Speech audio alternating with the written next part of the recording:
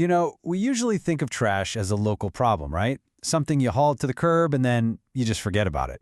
But what if I told you that garbage, actual garbage, is at the heart of a massive international conflict, one that involves governors, premiers, and even a U.S. president? Well, that's exactly what we're looking at today, the Great Lakes Trash War, and how garbage became a geopolitical weapon.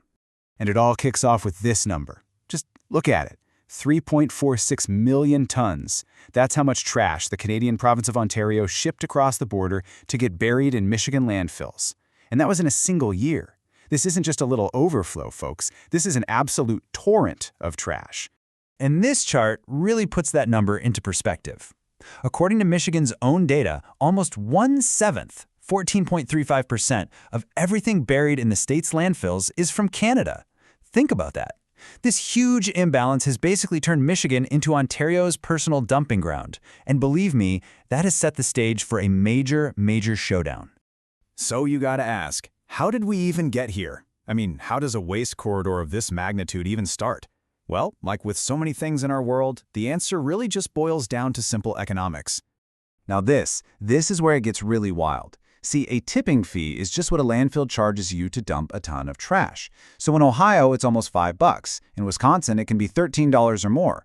But in Michigan, get this, it's a measly 36 cents. That rock-bottom price created this massive financial incentive for Ontario, which has its own problems with landfill space, to just load up its garbage and truck it south of the border. It was just too cheap to resist. An economic situation like that isn't going to go unnoticed for long.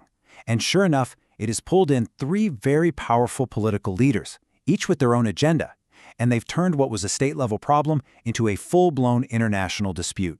So on one side, you've got Michigan Governor Gretchen Whitmer, and her main tactic is to hit them where it hurts, the wallet. She's proposed raising that 36-cent fee to $5. That is a staggering 1,289% increase. The goal here is pretty clear. First, make it too expensive for all that Canadian trash to come flooding in, and second, raise about $80 million a year to help clean up Michigan's own contaminated sites. So how does Ontario respond? Well, here's Premier Doug Ford, and he's framing this whole thing not as a matter of convenience, but as a matter of national security.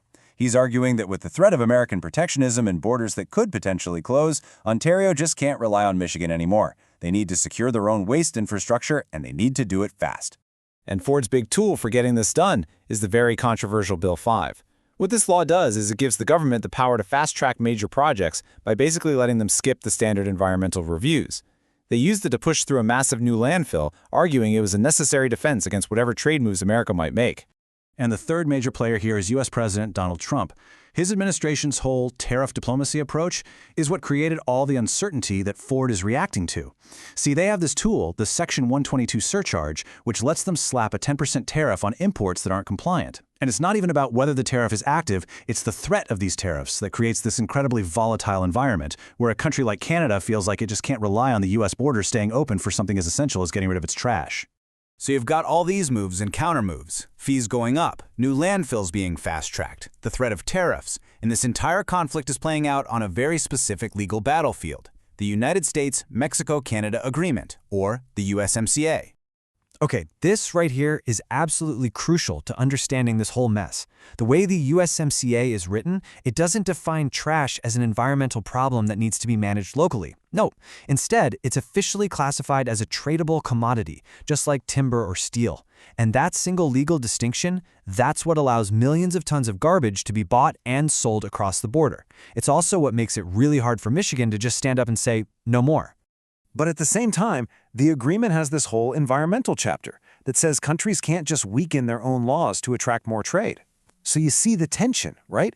It creates this fundamental conflict. Can Michigan protect its environment by jacking up its fees, or is that just an illegal trade barrier against a Canadian commodity? That's the tightrope they have to walk. So all of these forces, local politics, economic pressures, international law, they're all speeding towards a single, unavoidable deadline. It really feels like something's got to give. So what happens next? Welcome to the climax of the story, the USMCA's mandatory sunset review. It's scheduled for July of 2026, and this is the ticking clock at the heart of this entire crisis. This timeline lays out exactly how it's going to go down. The review officially kicks off on July 1st, 2026. At that point, the US, Mexico, and Canada, All three of them have to agree to extend the trade pact. And if any one country says no, the whole agreement enters this 10-year countdown determination, which would create just massive market instability. And let me be absolutely clear. This is not a formality. This isn't some simple rubber stamp review. Not at all. It is a full-blown, high-stakes renegotiation.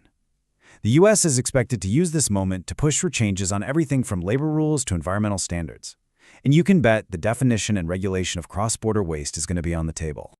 The outcome of this 2026 showdown is going to decide the future of this waste corridor, but it could also set a huge precedent for how environmental issues get handled in trade deals all across the globe.